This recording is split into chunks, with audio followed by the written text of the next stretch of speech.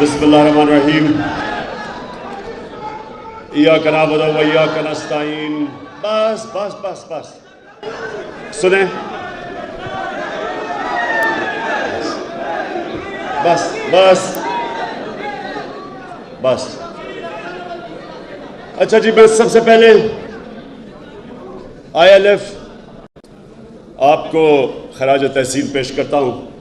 جو ابھی قاضی صاحب آپ نے سب کو اکٹھا بھی کیا, اور آج یہاں اس فنکشن کے اندر مجھے موقع دیا اپنی وکلا کمیونٹی آپ سے بات کرنے کا.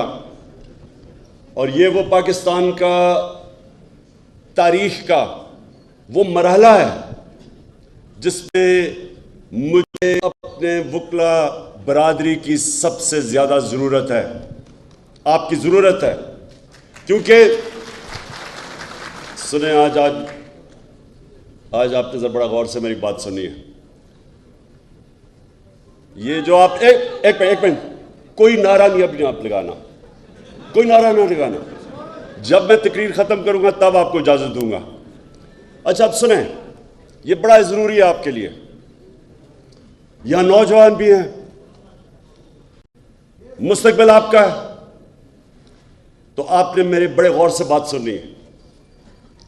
ایک اوپر آج جو آپ نے لکھا ہوا ہے, سپریمیسی آف کانسٹیٹیوشن, آئین کی بالادستی. اس کو سمجھنا ہے کہ جب تک ایک قوم انصاف کے لیے جد و جہد نہیں کرتی, جب تک ایک قوم انصاف کے لیے جہاد نہیں کرتی, یہ یاد رکھیں اللہ نے قرآن میں کہا ہوا ہے کہ میری زمین پہ نکل کے دیکھو کتنی قومیں تباہ ہو گئیں تو میرے حکم پہ نہیں چلی. اللہ کا سب سے بڑا حکم کہ میری زمین پہ انصاف قائم کرو. یہ جو آپ نے سپریمیسی آف کانسٹیٹیوشن لکھا ہوا ہے, اس کا مطلب ہی انصاف ہے. سپریمیسی آف کانسٹیٹیوشن کا مطلب یہ ہے کہ جو آئین آپ کو قانون دیتا ہے کہ کن قوانین کے مطابق ملک چلے گا, وہ آپ کو انصاف ایسے دیتا ہے کہ وہ کمزور طبقے کو تحفظ دیتا ہے طاقتور سے. یہ آپ نے بڑا ضروری میری آج بات سننی ہے, کیونکہ مجھے بہت رنج ہے جو کل ایک اس ملک کا, میں کیا کہوں کہ صحافت کے اندر اگر میں کسی کی سب سے زیادہ رسپیکٹ کرتا تھا وہ ارشد شریف جس کا شہید کیا گیا. اور یہ سمجھنا ہے کہ یہ کیا ہوا ہے, اس کا فنومنا سمجھنا ہے آپ نے. اب میرے سامنے آپ وہ لوگ بیٹھے ہوئے ہیں جنہوں نے اس ملک کے انصاف کے نظام کی حفاظت کرنی ہے.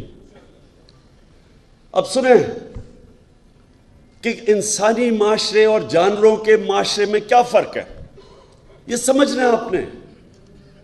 میں کوئی اسلام کا اسکالر نہیں ہوں, لیکن جتنی میں نے تاریخ پڑھی ہے اور میں نے اپنا دین پڑھا ہے, انسان کے معاشرے میں اور جانوروں کے معاشرے میں سب سے زیادہ فرق ایک ہی ہے, جانوروں کے معاشرے میں انصاف نہیں ہے. وہاں جس کی طاقت جنگل کا قانون ہے, جس کی طاقت اس کا حکمرانی, شہر حکمران ہے کیونکہ طاقتور ہے. سب سے جو کمزور ہوتا ہے وہ بیچارہ چھپتا پھرتا ہے, کوئی تحفظ نہیں ہے. انسانی معاشرہ بنتا ہی تب ہے جب کمزور کو طاقتور سے تحفظ ملے, قانون کے سامنے سب ایک برابر ہو. اس کو انسانی معاشرہ کہتے ہیں. انگریزی میں رول آف لا کہتے ہیں. میں نے معاشرے دیکھے ہوئے ہیں. جب میں چھوٹی عمر میں برطانیہ گیا تو میں نے رول آف لا دیکھا وہاں, اور مجھے تب سمجھ آئی کہ وہ کیوں آگے نکل گئے ہیں. اور پاکستان کے اندر یہاں کبھی بھی رول آف لا نہیں تھا. وہ ملک جو علامہ اقبال جیسے ایسا بڑا ذہن, انٹلیکٹ 500 سال تک سمجھتے ہیں کہ دنیا میں اس طرح کا ذہن نہیں آیا, اس نے تصور دیا اس ملک کا. مدینہ کی ریاست کے اصولوں کے اوپر اس ملک نے کھڑا ہونا تھا. اسلامی فلاحی ریاست, تو مدینہ کی ریاست کا اصول تو نمبر 1 عدل اور انصاف تھا. میرے نبی صلی اللہ علیہ وسلم نے سب سے پہلے انصاف قائم کیا تھا, پھر خوشحالی آئی تھی. خوشحالی پہلے نہیں آئی تھی, انصاف خوشحالی لے کے آتا ہے. جس معاشرے میں انصاف ہے وہ خوشحال ہے. رول آف لا انڈیکس کے اندر میں لوگوں کو بار بار بتاتا ہوں, سوئٹزرلینڈ میں گیا ہوں. سوئٹزرلینڈ میں اپنے سارے گلگت بلتستان کا علاقہ پھرا ہوا ہوں. آپ یقین کریں کوئی مقابلہ نہیں ہے سوئٹزرلینڈ میں اور ہمارے گلگت بلتستان میں, خوبصورتی میں, ہر طرح. لیکن سوئٹزرلینڈ دنیا کا سب سے خوشحال طبقہ ہے, ملک ہے سب سے زیادہ. کیوں؟ وہاں تو کوئی وسائل نہیں ہے, پہاڑ ہے, ہمارے بہتر پہاڑ ہے, خوبصورتی ہماری زیادہ خوبصورتی ہے. لیکن وہاں رول آف لا ہے, قانون کی بالادستی ہے. جو رول آف لا دنیا میں انڈیکس ہوتا ہے اس پہ 99.9% ہے Switzerland rule of law index پہ. اور وہ ملک جو وسائل میں امیر ترین ہے, نائجیریا, سارے افریقہ میں سب سے زیادہ تیل ہے نائجیریا میں. غربت کی انتہا ہے کیونکہ 7% ہے وہاں رول آف لا. انصاف کے انڈیکس میں وہ 7% ہے, وہ 99% ہے, وہ خوشحال ہے. اور یہی میرے نبی نے جب مدینہ میں ریاست سیٹ اپ کی تھی تو اس لیے سب سے پہلا اصول انہوں نے رول آف لا کہا تھا کہ میری بیٹی بھی اگر جرم کرے گی تو سزا ہوگی, کوئی قانون کے اوپر نہیں ہے. اور بتایا پھر کہ تمہارے سے پہلے بڑی قومیں تباہ ہوئی, جدھر طاقتور کے لیے ایک قانون اور کمزور کے لیے دوسرا. طاقتور چوری کرے تو این آر او اور کمزور چوری کرے تو جیل میں. وہ معاشرے تباہ ہو جاتے ہیں. تو آج میں اس رول آف لا کے اوپر سب سے پہلے میں بات کرنا چاہتا ہوں ارشد شریف کی. ایک ایسا آدمی جو بھی اسے جانتا تھا, 2 گھر میں شہادتیں ہوئی تھیں, محب وطن پاکستانی. شاید ہی کوئی پاکستان کی اتنی درد رکھتا تھا جتنا یہ ارشد شریف رکھتا تھا. حق اور سچ پہ کھڑا ہوتا تھا. کس لیے؟ ضمیر کا سودا نہیں کرتا تھا. ساری صحافی آج جتنے بھی ہیں سب جانتے ہیں کہ ارشد شریف کے ضمیر کی کوئی قیمت نہیں تھی. اس کو کوئی لفافہ نہیں دے سکتا تھا. سٹینڈ لینے والا تھا, حق پہ کھڑا ہو جاتا تھا. امر بالمعروف, اللہ کا حکم ہے کہ اچھائی کے ساتھ کھڑے ہو, بدی کے خلاف جہاد کرو. معاشرے کو زندہ کیا چیز رکھتی ہے؟ جب قوم کھڑی ہو جاتی ہے اچھائی کے ساتھ. جب قوم اچھائی اور برائی کے اندر فرق کرنا ختم کرتی ہے, تباہ ہو جاتی ہے قوم. اس لیے اللہ نے قرآن میں ہمیں حکم دیا ہوا ہے. کہیں اس نے اجازت نہیں دی انسان کو نیوٹرل رہنے کی, کہیں اجازت نہیں دی. اور ارشد شریف وہ آدمی تھا جو سچ پہ کھڑا ہو جاتا تھا, پاکستان کے انٹرسٹ کے لیے کھڑا ہو جاتا تھا. میرے سے کئی دفعہ اس نے میرے اتنی تنقید کی میری, جب وہ سمجھتا تھا کہ میں غلط کر رہا ہوں. کسی مافیا کو نہیں بخشتا تھا. اپنے پروگرام میں بار بار یہ جو 2 لٹیرے خاندان جنہوں نے ملک کو 30 سال سے لوٹا ہے, ہر پروگرام میں ان کو ننگا کرتا تھا, ثبوت کے ساتھ. دھمکیاں ملتی تھیں, پیسے کی آفر ملتی تھی, لیکن نہ اس کو کوئی خرید سکتا تھا, نہ ڈرا سکتا تھا. اور وہ پاکستانی, وہ صحافی جو ساری قوم جانتی ہے کہ وہ ملک کے انٹرسٹ کے لیے محب وطن, جس آدمی کی گھر میں 2 شہادتیں ہوئی ہوں, جس طرح وہ پاکستانی فوج کے ساتھ کھڑا ہوتا تھا, جا کے ان کے کئی پروگرامز کرتا تھا ان کے لیے. تو یہ آج میں آپ کو بتانا ہوں کہ ٹریجڈی دیکھیں یہ پاکستان کی. اور اس پہ اگر یہ قوم, ہماری قوم اگر نہ کھڑی ہوئی, میں آج آپ کو کہہ رہا ہوں کہ ہمارے میں اور جانوروں میں کوئی فرق نہیں رہے گا. انسانی معاشرہ اور جانوروں کا معاشرہ کیا ہے؟ جانوروں کا معاشرہ کیا ہے؟ آپ کبھی ٹی وی پہ پروگرام دیکھیں نیشنل جیوگرافک یا اینیمل پلانٹ، اس میں دیکھتے ہیں جو افریقہ کے اندر جو سب سے طاقتور جانور ہاتھی کے بعد سمجھا جاتا ہے وہ افریقن بفلو ہے، جو افریقہ کی بھینس ہے. وہ شیر سے بہت طاقتور ہوتا ہے، ان کی تعداد ہزاروں میں ہوتی ہے. لیکن آپ دیکھیں تو شیر کیا کرتا ہے، 4-5 شیر وہ اتنے ہزار ہوتے ہیں، ان کو ڈرا دیتے ہیں، شور مچا کے ان کو ڈراتے ہیں. وہ جب ڈر کے بھاگتے ہیں وہ 4-5 ایک بھینس کو پکڑ لیتے ہیں. اگر وہ نہ ڈرے اور اگر وہ خود غرض نہ ہو تو کوئی شیر کی مجال نہیں ان کے قریب جانے کی. لیکن وہ اپنی جان بچاتے ہیں، وہ خود غرض بھی ہوتے ہیں، اپنے آپ کو بچاتے ہیں، اور بزدل بھی ہوتے ہیں. انسانی معاشرے کے اندر جب کوئی طاقتور اس طرح ہجوم انسان آتا ہے تو اللہ نے اس لیے جہاد ہمارے اوپر فرض رکھی ہے. جہاد فرض ہے مسلمانوں پہ. کیوں؟ کیونکہ جہاد میں آپ ظلم سے بھاگتے نہیں ہیں، ظلم کے سامنے سر نہیں جھکاتے، ظلم کا مقابلہ کرتے ہیں. یہ حکم ہے اللہ کا. اللہ کو تو کوئی فائدہ نہیں پہنچا سکتا.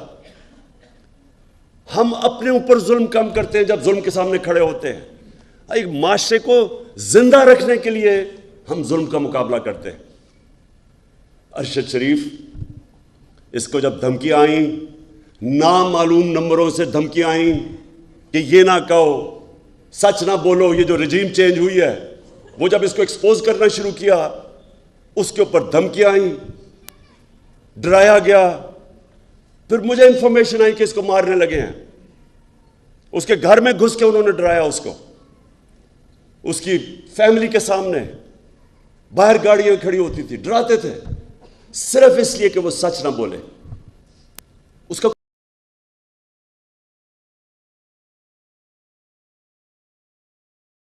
پہلے دفعہ نہیں مانا. پھر میں نے اس کو بتایا کہ مجھے انفارمیشن ہے، جس طرح مجھے انفارمیشن اپنے اوپر تھی کہ مجھے بھی وہ 4 بند کمروں میں جنہوں نے فیصلہ کیا تھا مجھے مارنے کا، میں نے اس کو بتایا.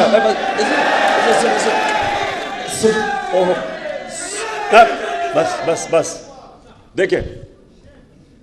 تو وہ جب ملک چھوڑ کے گیا، اس کا ویزا ختم ہونے لگا تھا دبئی کا، یہ واپس بلا رہے تھے اس کو.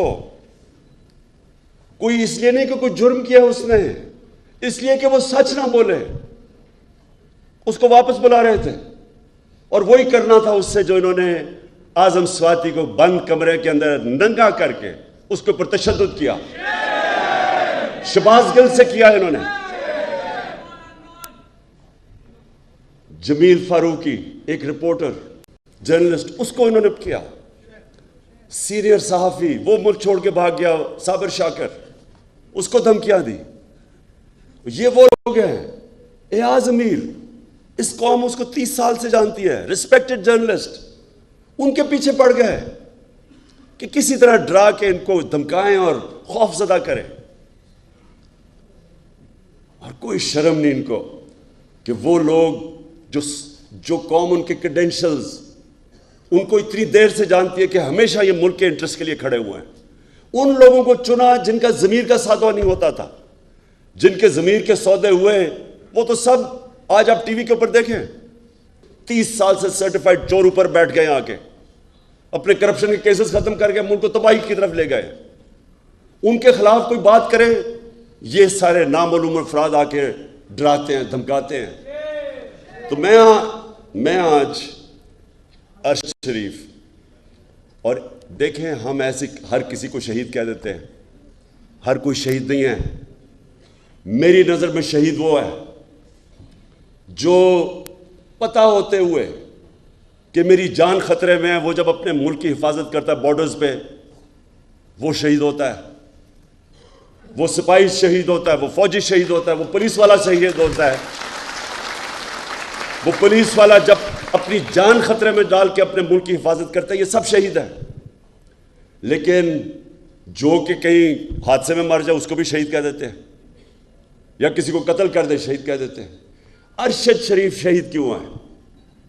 اس کو پتا تھا کہ اس کی جان خطرے میں، اس کو پتا تھا، اس کو بار بار وارننگز آ رہی تھی، میں نے اس کو بتایا، اس کے باوجود ایک دفعہ یہ پیچھے نہیں ہٹا، رائے حق سے پیچھے نہیں ہٹا، ڈرا نہیں۔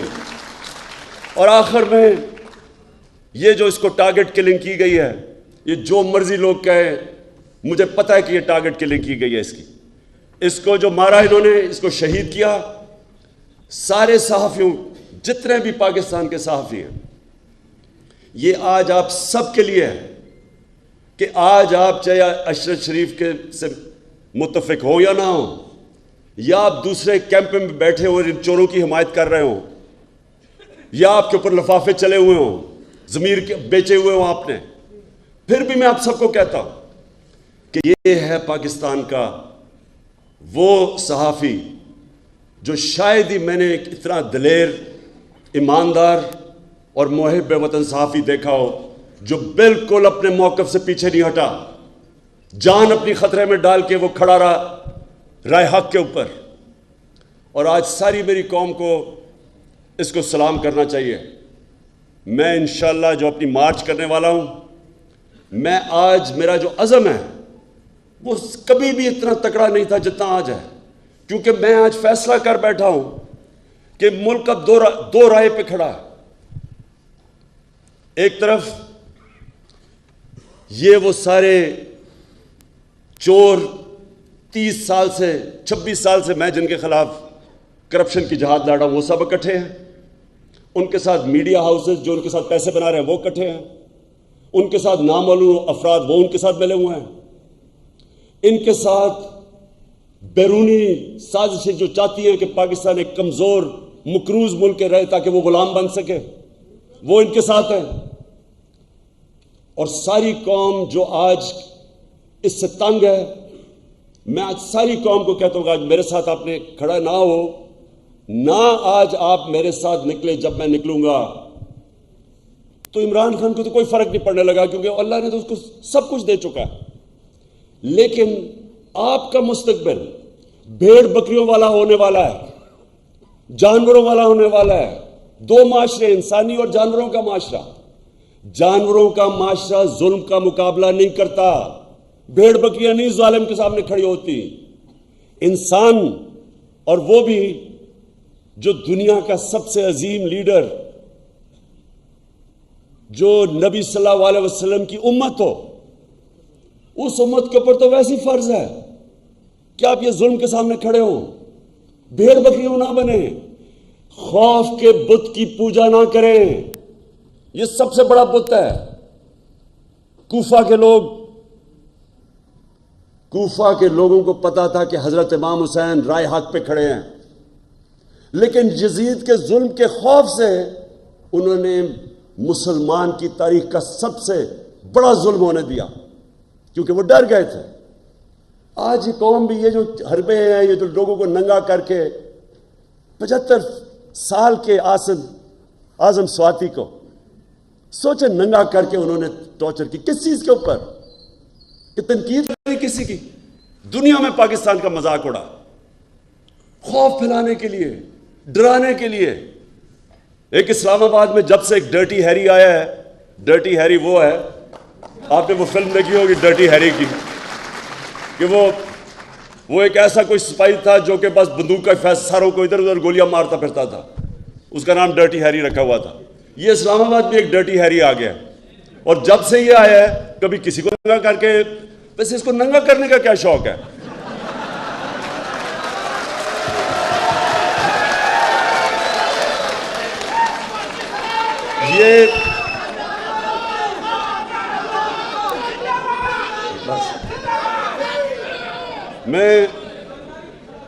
یہ وہ لوگ، میرے پاکستان کی وکلا برادری، یہ جو مرحلے پہ ہمارا ملک کھڑا ہے، یہ آپ سب کے لیے چیلنج ہے۔ اللہ قرآن میں کہتا ہے کہ میں تمہارے ایمان کو بار بار مشکلوں سے آزماؤں گا، بار بار آزماؤں گا۔ وہ کیوں کہتا ہے لا الہ الا اللہ محمد رسول اللہ پڑھا تو میں کہا جی میں مسلمان ہو گیا بس، لیکن وہ کہتا ہے میں تمہارے ایمان کو آزماؤں گا مشکلوں سے تاکہ پتہ چلے کہ کتنے پانی میں ہیں۔ یہ ہے اب اس ملک کے لوگوں کی ایمان کی آزمائش۔ لا الہ الا اللہ کے نعرے پہ ملک بنا تھا، اللہ ہم تیرے سوا کسی کے سامنے نہیں جھکتے، کیا ہم اب یہ ظلم کے بت کے سامنے جھکیں گے کہ یہ جو انہوں نے ارشد شریف سے کیا ڈرانے کے لیے باقیوں کو؟ وہ جس طرح شیر نہیں وہ حملہ کرتے ہیں ڈراتے ہیں لوگوں کو، یہ بھینسوں کو افریقن بفلو کو وہ سب بھاگ جاتی ہے، پھر پکڑ لیتا ہے ایک کو، یہ بھی ایک کو پکڑ رہے ہیں، کبھی کسی کو پکڑ لیا کبھی کسی کو پکڑ لیا۔ میں ان کے سامنے نکلوں گا اور انشاءاللہ جب تک میں نے فیصلہ کیا ہے، میرا فیصلہ ہے جب تک میں زندہ ہوں میں ان ظالموں کا مقابلہ کروں گا، اور آپ نے سب نے اس میں شرکت کرنی ہے، کیونکہ یاد رکھیں اللہ نے نیوٹرل رہنے کی کسی کو اجازت نہیں دی، یا ایک طرف ہو یا دوسری طرف ہو، یا ان ڈاکوں کے ساتھ ہو اور یا راہ حق پہ چلو، ان کے سامنے کھڑے ہو۔ تو آپ کے اوپر خاص ذمہ داری ہے، آپ ہے پاکستان کی وہ کمیونٹی جو جانتی ہیں انصاف کیا ہے، رول آف لا کیا ہے، آپ وہ لوگ ہیں جن کے اوپر عام آدمی سے زیادہ ذمہ داری ہے، اور اس لیے آپ نے اب میرے ساتھ چلنا ہے، اور اس ملک میں جو میں 26 سال پہلے نکلا تھا انصاف کی تحریک انصاف، اس ملک پہ انصاف قائم کرنے کے لیے آپ سب نے میرے ساتھ کھڑے ہونا ہے۔ شکریہ۔